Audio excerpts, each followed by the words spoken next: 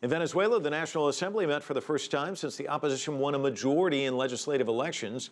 This marks the first time in 17 years that the country's socialists have not controlled the legislature. CCTV's Stephen Gibbs reports now from Caracas.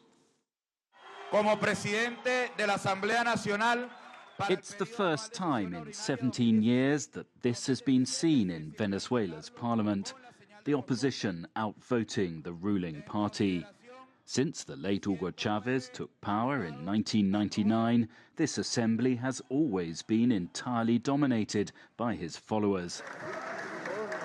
Now it's the reverse. A veteran opposition politician, Ramos, is the assembly's president. His predecessor, Diosdado Cabello, still one of the most powerful men in Venezuela, is forced to take a back seat. There had been suggestions that this assembly would never meet. But although some die-hard government supporters did try to block the way, all the opposition deputies made it inside. Some here believe that Venezuela is turning an irreversible political corner. We are living an historic moment for all Venezuelans because we are tired of all the bad policies of the government. But government supporters are quick to point out that control of parliament does not amount to control of this country. All that has happened is that we have lost one branch of power through an election, but we will continue to struggle in the street.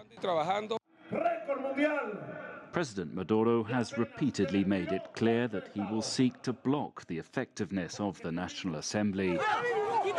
Any vote, for example, to release jailed opposition politicians, he says will be vetoed by the government-controlled Supreme Court.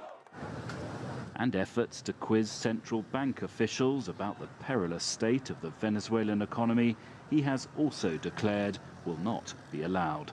More evidence, perhaps, that what we are seeing here is the beginnings of a constitutional crisis with an opposition-dominated parliament trying to quiz the executive and the executive putting up a whole load of barriers to prevent that happening. Stephen Gibbs, CCTV, Caracas.